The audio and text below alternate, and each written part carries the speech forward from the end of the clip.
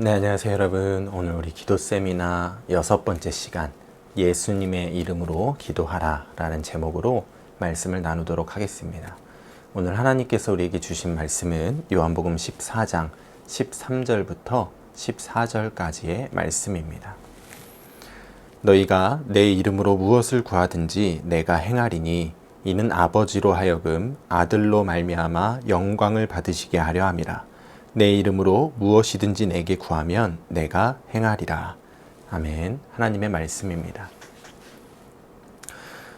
예수님께서는요, 우리에게 너무나도 분명하게 기도 응답에 대한 약속을 해주셨습니다.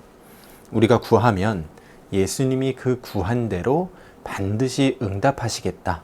오늘 말씀에서 그렇게 약속을 해주셨죠. 그런데 그 구하는 일에 한 가지 조건이 있다는 것을 우리에게 말씀해 주셨습니다. 그 조건이 무엇인가요? 예수님의 이름으로 구해야 한다는 겁니다. 그래야만 예수님이 그 기도를 들으시고 역사해 주시겠다고 말씀하신 것이죠. 오늘 말씀에서 예수님께서 이 사실을 2번이나 강조해서 말씀하세요. 13절에서도 너희가 내 이름으로 무엇을 구하든지 내가 행하리니 이렇게 말씀하셨고, 14절에서도 내 이름으로 무엇이든지 내게 구하면 내가 행하리라 이렇게 말씀하셨죠. 그러니까 우리가 하나님 아버지께 또 우리 주님께 무엇인가를 구할 때 우리가 가장 먼저 생각해야 할 부분은 예수님의 이름으로 구한다는 것이 도대체 어떤 의미인가? 이 부분을 우리가 먼저 생각을 해보아야 합니다.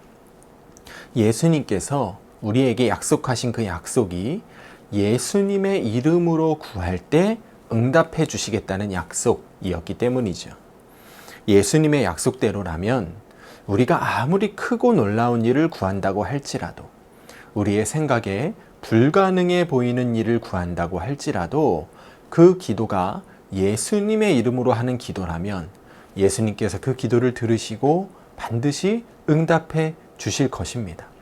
반면에 우리가 생각하기에는 너무너무 간단한 일이고 지금 당장이라도 예수님께서 해주실 수 있는 일이라고 생각되는 일이라고 할지라도 우리가 예수님의 이름으로 구하지 않으면 그러면 예수님은 그 일을 이루어 주시지 않겠죠.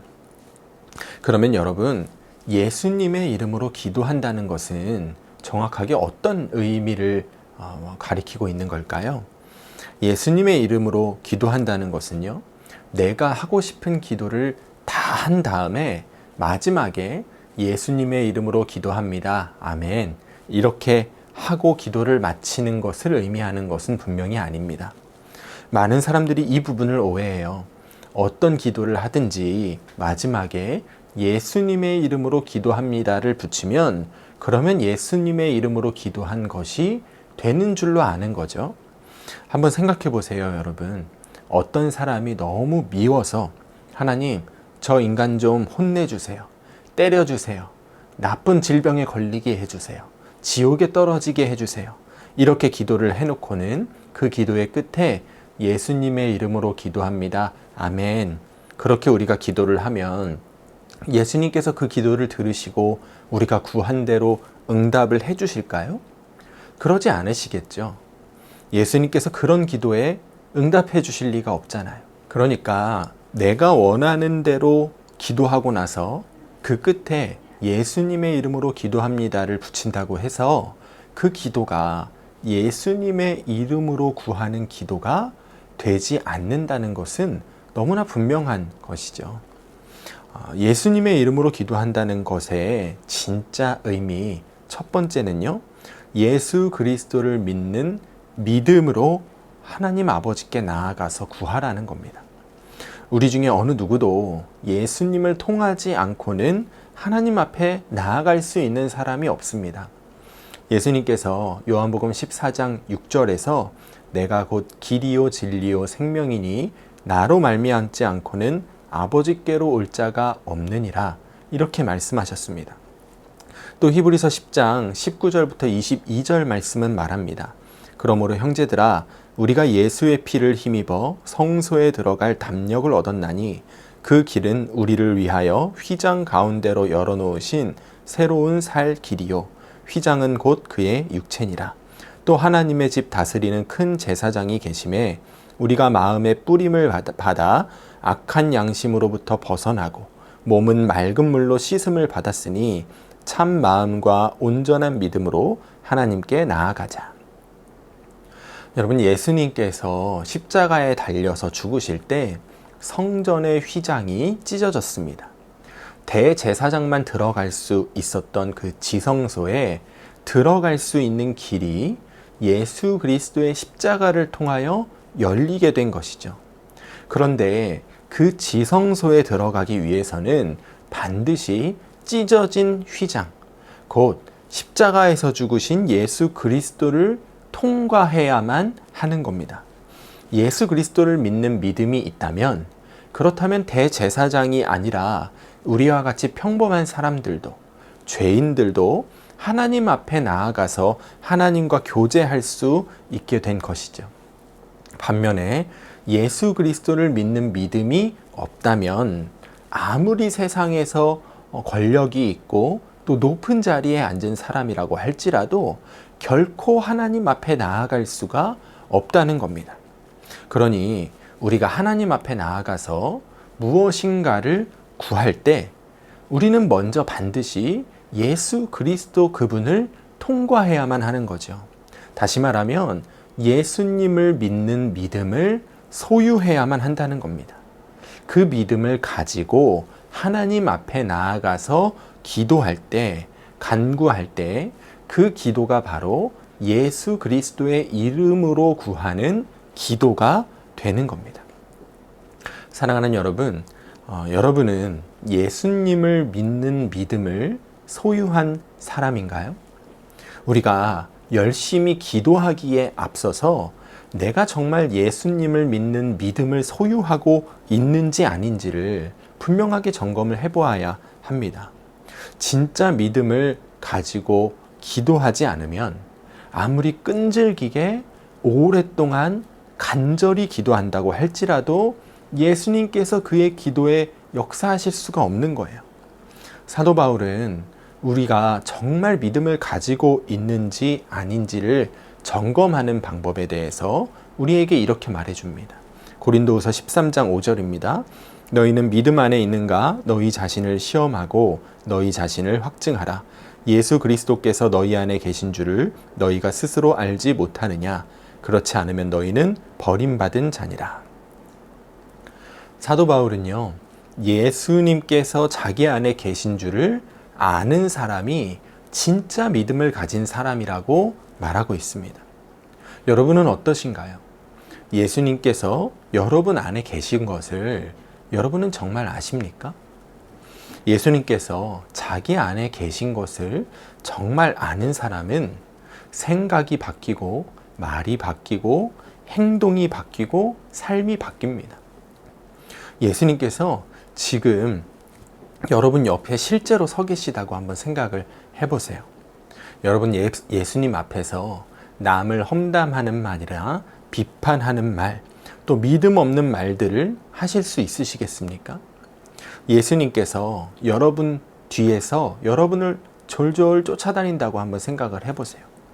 그렇다면 우리가 잊지 말아야 할 곳에 잊고 하지 말아야 할 행동을 하고 또 보지 말아야 할 것을 보는 그런 일들을 할 수 있겠어요? 그럴 수가 없는 겁니다.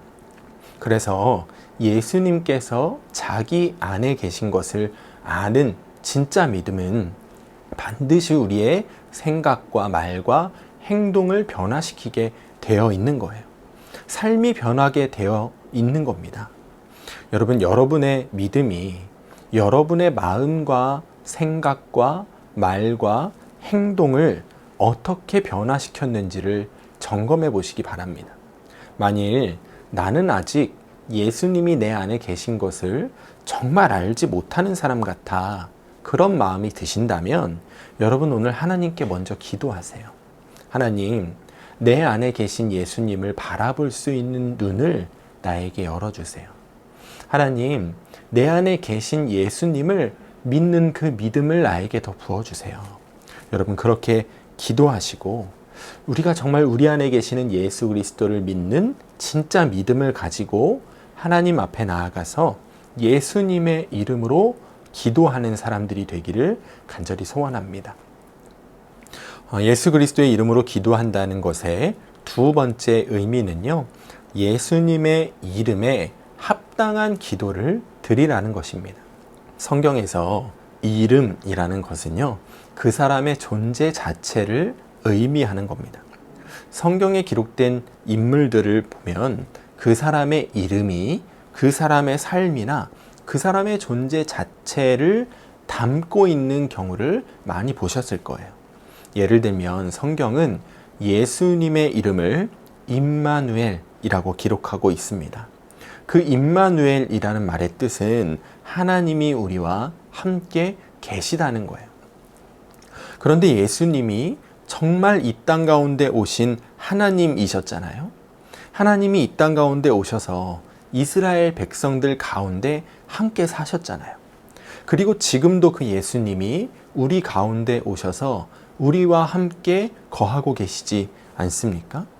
그러니 그 예수님의 임마누엘이라는 이름 안에 예수님이라는 존재 자체가 담겨져 있는 거죠. 이런 식으로 성경에서 말하는 이름이라는 것은요, 그 사람의 존재 자체가 담겨져 있는 그 사람의 모든 것을 가리키는 말입니다.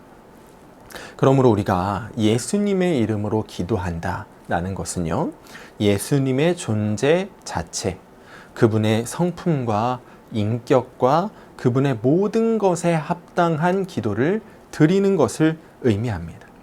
예수님께서 전능하시고 거룩하시고 사랑이 많으시고 용서하시는 자비가 많으신 하나님이시라면 우리의 기도도 그분의 성품에, 그분의 뜻에, 그분의 목적에 맞춰져야 한다는 거예요. 그분의 존재 자체에 합당한 기도를 드려야 한다는 거죠. 그렇게 우리가 예수님의 이름에 합당한 것을 구할 때, 그럴 때 그 기도가 예수님의 이름으로 드리는 기도가 되는 겁니다. 따라서 우리가 기도를 드리기 전에 지금 내가 구하려고 하는 이 기도의 제목이 예수님께서도 원하시는 기도의 제목일까? 예수님께서도 이 기도의 제목이 이루어지는 것을 기뻐하실까를 반드시 점검을 해보아야 합니다. 이 질문에 그렇다라고 대답할 수 있는 기도의 제목이라면, 그렇다면 그 기도의 제목이 곧 예수님의 이름으로 드릴 만한 기도의 제목인 거죠. 그러니까 여러분, 예수님의 이름으로 기도한다라는 것은요, 우리의 마음과 소원과 뜻과 목적을 예수님께 맞추는 것을 의미하는 겁니다. 예수님께서 구하실 만한 것을 구하고, 예수님께서 원하실 만한 것을 원하고, 예수님께서 간절히 바라실 만한 일들을 위해서 기도하는 것, 그것이 예수님의 이름으로 기도한다는 말의 두 번째 의미인 것이죠. 이사야 55장 8절에서 9절 말씀에서 하나님께서 말씀하십니다. 이는 내 생각이 너희의 생각과 다르며 내 길은 너희의 길과 다름이니라. 여호와의 말씀이니라. 이는 하늘이 땅보다 높음같이 내 길은 너희의 길보다 높으며 내 생각은 너희의 생각보다 높음이니라.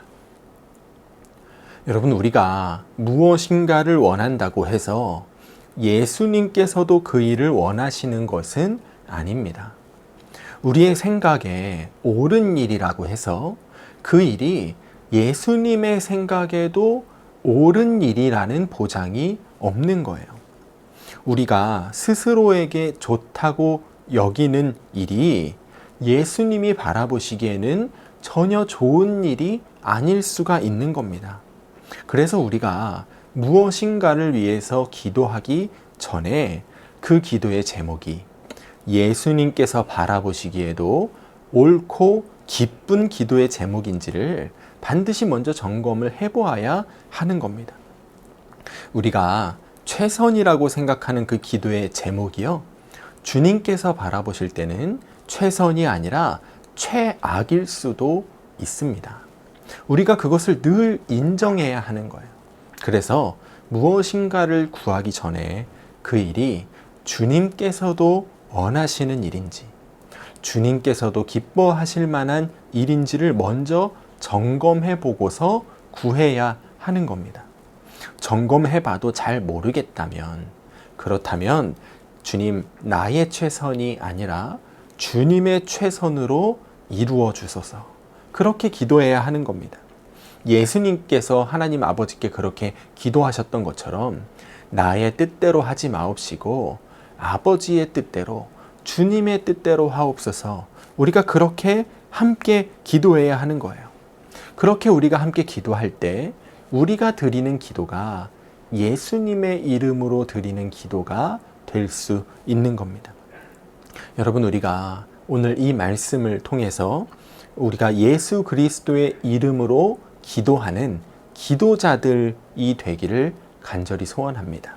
우리 안에 오셔서 우리 가운데 거하고 계시는 그 예수 그리스도를 믿는 온전한 믿음을 가지고 또 예수님의 성품에 합당한 기도를 드리는 기도자들이 되어서 예수님께서 우리의 기도를 들으실 때 기쁨으로 그 기도를 받으시고 또 그 일을 이루어 가시는 것이 주님께도 기쁨이 되는 그런 기도를 올려드릴 수 있는 여러분과 제가 되기를 간절히 바랍니다. 여러분, 이번 한 주간 이 말씀 붙잡으시고 여러분 안에 계시는 예수님을 더욱 바라보시고 그 예수님의 성품에 합당한 기도를 주님께 올려보시기를 축복합니다. 주님이 기뻐하시는 기도는 무엇일까? 주님이 어떤 일을 이루기를 바라실까? 여러분 한번 주님의 인도하심을 받아보시고요. 그 기도를 주님 앞에 올려드림으로 예수님의 이름으로 기도하는 능력의 기도자들이 되시기를 주의 이름으로 간절히 축원합니다.